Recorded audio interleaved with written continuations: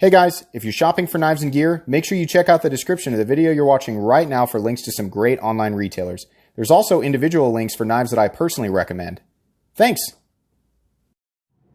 What's going on YouTube? Metal Complex here, and welcome to episode 83 of The Knife Guy. If you are new to my channel, you just came out of some weird corner of the internet and you have no idea where you are or who I am, I'm a knife guy. I'm a knife enthusiast, knife collector, knife user, knife enjoyer of many sorts. We are all knife guys and gals in this super weird, crazy EDC and knife related world.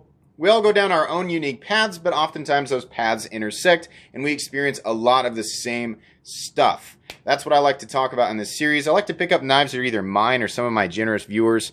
Just pick them up, sort of look at them, flip them, right?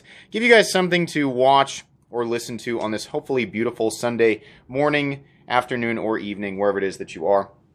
And I like to discuss these things. It's very laid back, it's very long-winded. I just sort of say whatever it is I'm thinking. It's generally something that I've thought about throughout the week, and I just want to share with you guys, right? First off, depending on the device that you are using to watch this video, phone, tablet, computer, TV, right, whatever it is you're using, you might notice a slight increase in audio quality, and that's because of actually thank you to or it's because of what's the right dialogue for this? I always get there's a brain fart there. It is due to credit is due to Rye from Everyday City Carry.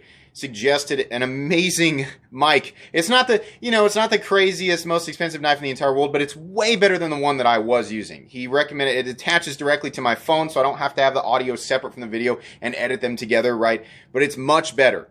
So thank you very much, Rye from Everyday City Carry, for permanently increasing the audio quality on my channel. That's something that's been needed for so long, right? I was using for a while I was just using my phone, then I was using a crappy mic, and now I've got this mic and it's much better. Also, you'll notice that every now and then we have a different background.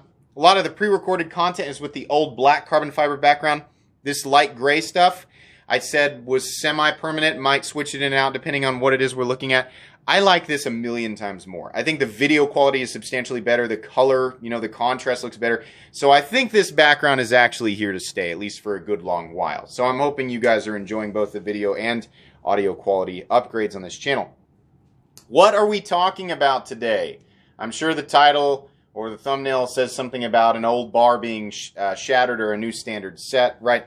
I've talked about this before, kind of. So this is yet another hybridization episode. First off, thanks so much to my generous patrons who are supporting me right now. If you're enjoying the daily knife content on this channel and you'd like to support me as well, there is a link for my Patreon right down in the description. You're supporting me in the world to me. And please, come on, follow me on Instagram at metal_complex. All right.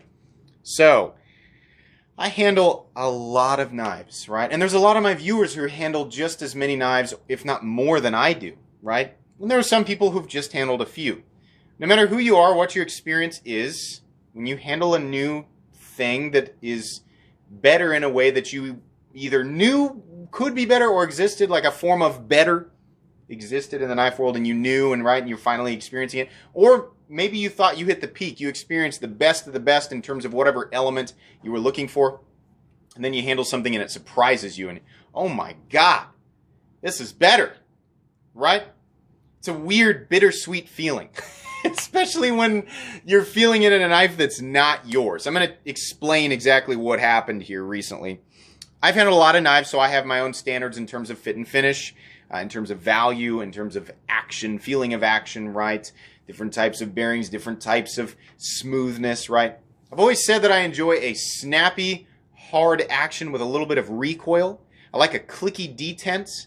I like smooth, glassy, the feeling inside of the pivot. I want it to be smooth, like glassy. I don't necessarily need my knives to be fall shut. I appreciate it when they are. It's cool, right? They're slow fall shut, controlled fall shut. All I really care about is that everything is glassy, smooth, and basically frictionless inside of the pivot. I like a controlled action. I don't like it when my fingers get cut because they're not completely out of the way, right? Let's see. Alex Knifebox sent me, there's 3 of his knives out on the table. This guy, and this guy. Sent me some beautiful knives for the channel this month. Thank you very much, Alex Knifebox. Please follow him on Instagram and subscribe to him on YouTube. I've gotten to know the guys from, Levon, specifically from the Knife Nuts podcast. I've gotten to know him a little bit better. And of course, I've always been interested in Brian Nadeau's work, who's also part of the Knife Nuts podcast. I love the Evo Typhoon, which, the Typhoon originally is a custom design through him, and I got to experience a couple of times, actually, the Evo Typhoon that's built by Riot, and I just love it. I love that really interesting detent system that they use.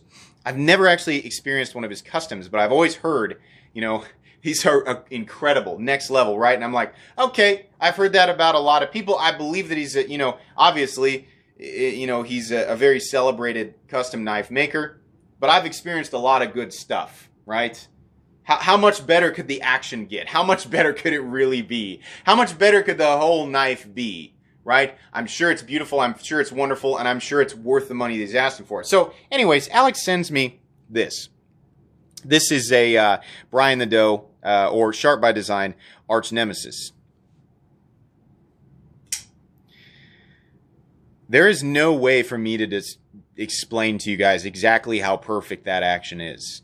And why exactly it feels better than other knives that I've handled. It does have that interesting detent system. This is not a review, by the way, if you're new and you're like, what am I watching? It's not a review. This is laid back knife chat. That's what it is. I will eventually review this knife after I am much more confident. But it is a combination, of course, of the internals, right? The detents, weight and mass of the blade, which is interesting because this is a pretty thick dagger, right? But daggers in general tend to be narrow, right? And of course, we have two very aggressive hollow grinds on either side. Look at that edge. I know you guys are looking at that. Oh, God.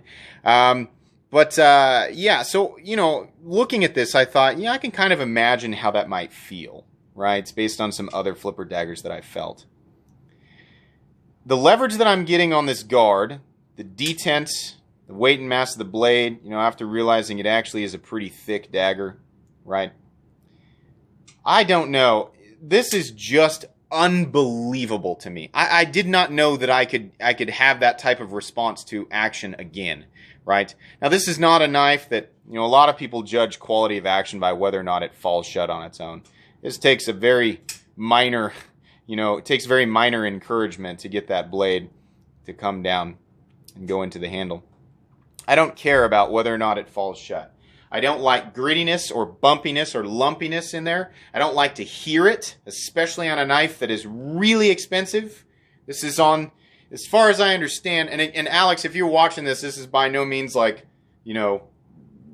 putting a slight towards this beautiful piece. As far as these knives go, right, this is one that's on the lesser expensive end, right? I think these generally, on this end, they come in around $1,500. They definitely get more expensive. $3,000-$4,000 on some of the crazy stuff. This is a handmade knife, right? So for people going, oh my gosh, who would ever spend that much? Lots of people. I've said that many times. If you don't know, it's all right. It's all right if you're new and you don't know. No big deal, right? But welcome to the knife world. Knives get really expensive, and the demand for these really expensive custom knives is insane. Tons of people, tons and tons and tons of people beating down doors for exotic pieces like this, right? This is not a knife that I could go out and easily get if I wanted it to, no matter which version of it was, right? But anyways, getting back to the topic, not concerned with whether or not it falls shut. I prefer actually a more controlled action. I prefer an action that's not going to come down on my fingers, that I can close, right, easily and conveniently, right? Different preferences, right? But I want that smoothness in a knife like this, of this caliber. I want that glassy smoothness, that feeling of just nothing. I can't even sense it, right? It's just the only thing that I feel when I'm closing the knife in this case is actually just the pressure that I'm putting on that flipper tab, right? And when I flip it, the only thing that I can feel from here is the very distinct break of the detent, and then nothing in between, and then the click of the lockout. Something about that one feels different.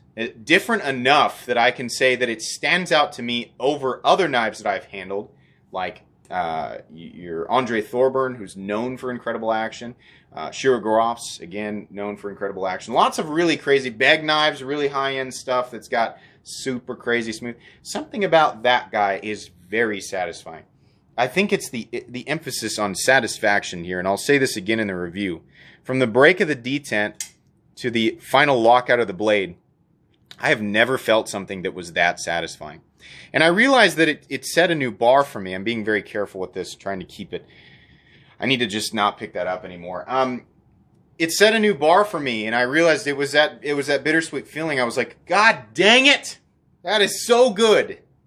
It's almost frustrating how good that is.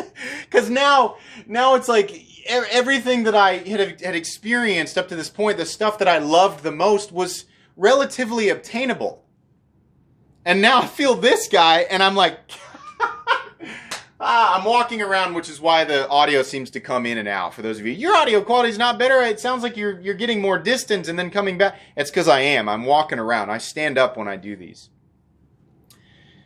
Yeah, if I want to hunt one of these down, not only is it probably going to cost me a bare minimum of $1,500, it's also going to be really difficult to get my hands on one. I'm not in any position to be able to buy one, but God, now I want one. Now I want to own it. I want to have this knife for my own because it's a type of action, a feeling of action I've never experienced before. Man, that is powerful as a knife guy. That is a hard itch to ignore. The feeling of the new bar, right? Now, if you buy a knife and you just take a shot in the dark at it, right? For those of you, a lot of people who've like never experienced a Hinderer before. I know people are looking at this like, oh my gosh, you got a full-tie MP1. These have not been upgraded to the tri-way system yet. This is actually running in the old nylon, right? Still flips fine, right? But let's say it's a tri-way XM, right? For a lot of people, especially people watching this channel, a lot of people have told me, you convinced me to buy my first really, really high-end knife, right? You talk about it in a way that's like, oh, it's the best thing, right? And initially, I was against spending $425 on a knife, but you say that you love it so much, and I went ahead and bought it, and you were right. It's so good. I've never experienced anything this good. Oh my gosh, I was missing out. I love it when people tell me that. Because I'm like, I get it, man. But here's the hard truth. It never ends. I think the time, especially if you handle a lot of knives, the time between your new bar being set, what it takes to impress you, right? It takes more and more and more to impress you, right? But it evens out because it's so hard, right? You kind of find the point of diminishing returns for yourself, right? And it gets harder and harder and harder to experience more and more and more expensive knives, right? Just because of availability and everybody's individual budget. There's not a lot of people, including myself, who can just fork over $1,500 for a knife. Right? So I find, I don't know, I find a kind of peace in just accepting. It's like, well, if I just, you know, now that it takes so much to, you know, set a new bar for me, I'm safe from the fear of feeling like I have to spend more money to get more. And then something like this comes along. God dang it. Brian Nadeau and your incredible wizardry that you apply to these, God dang it. It is so good. Oh, not to mention the aesthetic of this. This isn't going to be for everybody, but cool symmetry. God bless America. That is just beautiful, right? Very cool. Now that I've experienced this, I do personally have a new bar set for the action that I want to feel in a knife. And as far as my brain and my subconscious knows right now, I'm not going to find that anywhere else based on the other things that I've experienced unless I get one of these. That is rough. That is rough. So, I don't know. So, here's the thing with these Knife Guy episodes, guys. A lot of times with my discussion topics, there is an introduction to the topic, there's the discussion of the topic, and then there's some sort of resolution that's meant to put people's minds at ease, meant to give a kind of an answer, or especially for new people. There's no resolution here. There's no resolution. If you're new, right, I guess my main message is there's always going to be something better. Don't feel like you have to spend infinite money constantly seeking out perfection, because perfection is an ever-evolving beast in the knife world. Infinitely evolving beast in the knife world. You will chase that dragon forever. And here's my new dragon.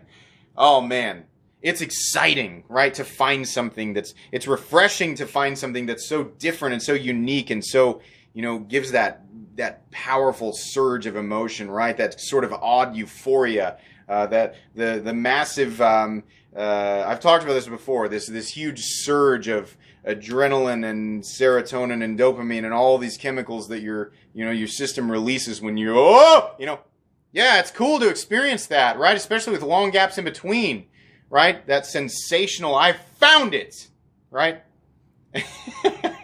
And then you just are like, oh God, now I'm so itchy. And you start selling stuff out of your collection. But, right. I'm trying to find some form of peace in the fact that I've experienced it and I love it. I'm going to gush about it. I'm going to say a lot of nice stuff about this knife it won't be a review, guys. It'll be an overview. It'll be a showcasing for a custom knife, right? I don't generally review custom knives because they are handmade works of art. They're functional works of art. I'm not suggesting at all that this cannot be used. It absolutely can. It's very durable, very functional, but it is a functional piece of art, right? It's a piece of the maker's soul, their art and soul that went into this, in this case, very incredible piece, right? So I don't review them, I showcase them. But anyways, I lost my train of dialogue there, but yeah, I'm trying to convince myself, like, hey, you've experienced it, it's out there, right? You can be refreshed and you can be, have that feeling of enlightenment knowing that the knife world is still evolving and there's better things out there and it's fun to explore and discover, right? But there's that really intense feeling of needing it to be yours. Right, and I'm feeling that right now. I want one of these to be mine. I want to have it. The whole material possession thing, right? It's hard. It's hard to ignore. I get it, right? If you're a newcomer and all you've ever done is spend $50 on knives, and then your buddy, you got a knife buddy maybe locally, and he's like, hey, check this out. He shows you a $200 knife, and you're like, dang it! I was so happy just thinking I was just fine with my $50 knives, and the truth is you are. You are just fine with your $50 knives. That doesn't mean that better stuff doesn't exist. Define better how you will. A lot of better in the knife world comes from luxury, right? Non-functional elements. But it doesn't mean, that's what happens with knife enthusiasts. We start to appreciate these non-functional or not completely and totally necessary functional elements, right? And we start to become fascinated with them and we feel like we need them, or we know we don't need them, but we just really want them. Boy, this is an intense episode. I get worked up about knives. People ask me all the time, how do you put out so much content? Because I'm a freaking crazy knife person. No, I'm not going to say you don't have any idea. You do, right? People watching this, you guys are knife nuts too.